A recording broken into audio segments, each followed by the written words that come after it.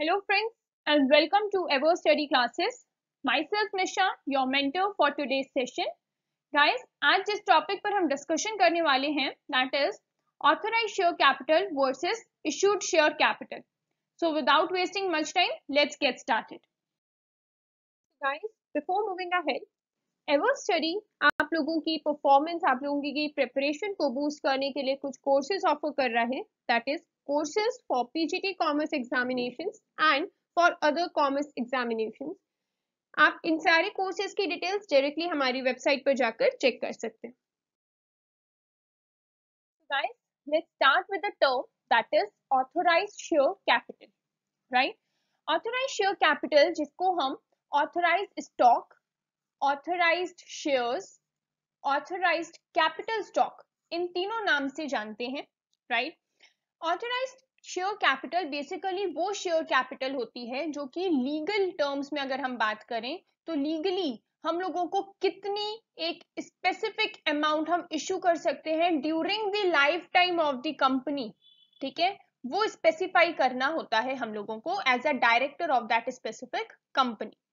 Right, so यहां देखो क्या बोल रहा है. Authorized capital is the maximum amount, right, of share capital that a company is allowed to issue to its shareholders as per its constitutional documents. Constitutional documents means company के constitutional documents कौन से होते हैं? MOA and AOA.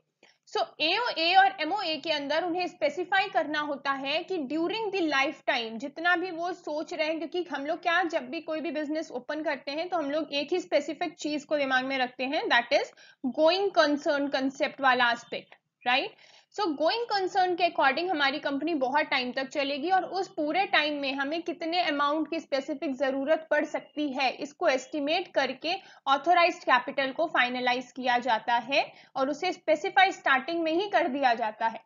सो अगर if in case ma'am change करना हुआ तो क्या करेंगे? अगर हमें बाद में पैसों की फिर से जरूरत पड़ी और हमें पब्लिक से इशू करवाने होंगे, देन उस टाइम पर हम क्या करेंगे? उस टाइम पर अगेन आपको लीगल प्रोसीजर्स के थ्रू आप उस चीज को चेंज करवा सकते हो. टाइम कंज्यूम होगा बट चेंज हो जाएगा. स्टार्टिंग में आपको स्पेसिफाई करना होता है अपनी जनरल पब्लिक को कि आपने ऑथराइज्ड कैपिटल कितनी रखी है. वो कैसे स्पेसिफाई करते हो? एमओए एओए के थ्रू आप स्पेसिफाई करते हो. राइट, ऑथराइज्ड कैपिटल जो होती है वो बेसिकली क्यों यूज की जाती है? हमें पता है, फंड्स को रेज करने के लिए from general public. Authorised capital is not fully used, मतलब आपने सपोज करो कि आपने बोल दिया कि हमारी ऑथराइज्ड कैपिटल जो रहेगी वो 20 करोड़ की रहेगी, जस्ट एग्जाम्पल. तो इसका ये मतलब नहीं है कि हमने at a stretch 20 crore issue कर देंगे. नो, ऑथराइज्ड कैपिटल हमने स्पेसिफाई कर दी है for the life time of that specific company, but उसका उस स्पेसिफिक कैपिटल को हम लोग धीरे धीरे यूज करेंगे और कुछ स्पेसिफिक सेफ्टी बफर को रखेंगे ताकि अगर हमें इन फ्यूचर कभी भी जरूरत पड़ती है तो हम उस स्पेसिफिक 20 करोड़ में से जितना हम लोग ऑलरेडी इशू कर चुके हैं तो जो लेफ्ट ओवर अमाउंट है उसमें से हम फॉर फ्यूचर यूज कर सके. Right, we'll move towards the next term that is issued share capital. Right, so authorised हमें समझ में आ गई कि ऑथराइज्ड हो गई कि भाई पूरे लाइफ टाइम में कितनी कैपिटल हम यूज कर सकते हैं, इसका एस्टिमेशन हम लोग लगाकर उस कैपिटल को ऑथराइज तरीके से हम बता देंगे कि भाई इतनी अमाउंट रहेगी. जब हम अपनी शेयर्स को इशू करते हैं तो हम लोगों को ये चीज पता है कि हम लोग क्या करते हैं, इंस्टॉलमेंट में शेयर्स इशू करते हैं. एक बार में नहीं हम लोग पैसे मांग लेते कि हाँ भाई जनरल पब्लिक से हम लोगों ने इशू किया तो जितनी अमाउंट हमें चाहिए 20 लाख 50 लाख तो हम लोगों ने अटैच मांग ली कि हाँ ठीक है इतने का हम लोग डायरेक्ट शेयर कर रहे हैं तो आप एप्लीकेशन के साथ ही दे दो. नो, हम इंस्टॉलमेंट्स के साथ मांगते हैं. कुछ एप्लीकेशन के टाइम मांगते हैं, कुछ अलॉटमेंट्स में मांगते हैं, फिर फर्दर कॉल्स होती है हम लोगों की, फर्स्ट कॉल सेकेंड कॉल. सो उसके अकॉर्डिंग हम लोग अपने अमाउंट को रेज करते हैं. राइट, सो ऑथराइज्ड कैपिटल जो होती है उसी का कुछ स्पेसिफिक पोर्शन होता है जिसे हम क्या कहते हैं? इशूड कैपिटल कहते हैं.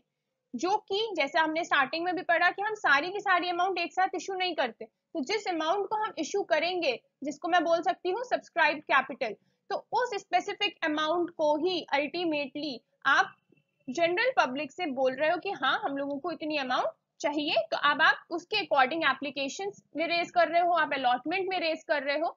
that is the kind of aspect of issued capital, that is out of 20 crore just say मैंने 20 लाख की इश्यूड कैपिटल है मेरी, अभी मैंने जो इस टाइम पर इश्यू करा वो 20 लाख है, राइट। सो इश्यूड कैपिटल जो है वो ऑथोराइज्ड कैपिटल से ज्यादा नहीं हो सकती है, उससे कम हो सकती है या फिर उसके इक्वल हो सकती है। 20 करोड़ है तो या तो आप 20 करोड़ इशू कर सकते हो या तो 20 करोड़ से कम इशू कर सकते हो, बट 20 करोड़ से ज्यादा लिमिट है आपकी 20 crore, that specified under authorised share capital, right. Guys basic differences जो है ऑथोराइज्ड शेयर कैपिटल और इशूड शेयर कैपिटल में वो हम लोग एक बार देख लेते हैं। ऑथोराइज्ड शेयर कैपिटल हमारी मैक्सिमम अमाउंट है जो कि कंपनी अपनी होल लाइफ टाइम में इशू कर सकती है, वहीं issued capital authorised share capital का एक पोर्शन है which is offered to the public for subscription. Authorised capital कभी भी इशूड शेयर कैपिटल से कम नहीं होगी, राइट। मतलब याद करो ऑथोराइज्ड शेयर कैपिटल हमारी 20 करोड़ थी और इशूड कैपिटल हमने कितनी की थी 20 लाख, राइट। सो ऑथोराइज्ड शेयर कैपिटल जो है वो हमेशा ज्यादा रहेगी इशूड शेयर कैपिटल से, वही issued share capital obviously opposite रहेगा। इशूड शेयर कैपिटल कभी भी ऑथोराइज्ड शेयर कैपिटल से ज्यादा नहीं हो सकती। जितनी आपने लिमिट लगा दी है अपनी एमओए में डाल दिया ऑथोराइज्ड कैपिटल है ये हमारी, आप उतना ही अपनी होल लाइफ टाइम में इशू कर सकते हो, और जो इशू करोगे that is nothing but issued share capital, right. जब हम ऑथोराइज शेयर कैपिटल की बात करते हैं तो ऑथोराइज शेयर कैपिटल के लिए हमें कुछ स्टैम्प ड्यूटी देनी पड़ती है, वहीं इश्यूड शेयर कैपिटल में एज सच कोई स्टैम्प ड्यूटी का एस्पेक्ट हमारा कंसीडर नहीं किया जाता। ऑथोराइज शेयर कैपिटल हम इतनी टाइम से बात कर रहे हैं कि हमारी एक लिमिट सेट हो गई, तो हमने स्टार्टिंग में बात की थी कि मैम अगर हमें चेंज करनी हुई वो लिमिट तो क्या, अगर हमें वो स्पेसिफिक अमाउंट चेंज करनी होती है इन फ्यूचर, बढ़ानी होती है या कम करनी होती है, तो उसके रिगार्डिंग हमें लीगल प्रोसीजर्स करने हैं, ठीक है। लीगल प्रोसीजर्स के रिगार्डिंग जो भी हमारे कॉन्स्टिट्यूशनल डॉक्यूमेंट्स होते हैं कंपनी के, दैट इज एमओए, उसके अंदर ऑल्टरेशन करनी होती है, राइट। जबकि इश्यूड शेयर कैपिटल में अगर हमें कोई अमाउंट ऊपर नीचे करनी है तो हम लोगों को कोई भी अमेंडमेंट जरूरत नहीं होती करने की एमओए के अंदर, राइट। सो आई होप यहां तक समझ में आ गया। गाइस यहाँ पर है आप लोगों के लिए एक specific practice question which is related to the authorised and issued capital. इसका आंसर आप इस वीडियो के कमेंट सेक्शन में दीजिएगा। तो thank you so much guys. अगर आपको हमारी ये वीडियो पसंद आई है तो इसे लाइक करें, हमारे चैनल को सब्सक्राइब करें और अपने फ्रेंड्स के साथ इस वीडियो को शेयर करें। ऑल्सो अगर आपके पास कोई सब्जेक्ट रिलेटेड क्वेरी है तो आप हमारे ईमेल के थ्रू या हमारे टेलीग्राम ग्रुप के थ्रू हमें कांटेक्ट कर सकते हैं।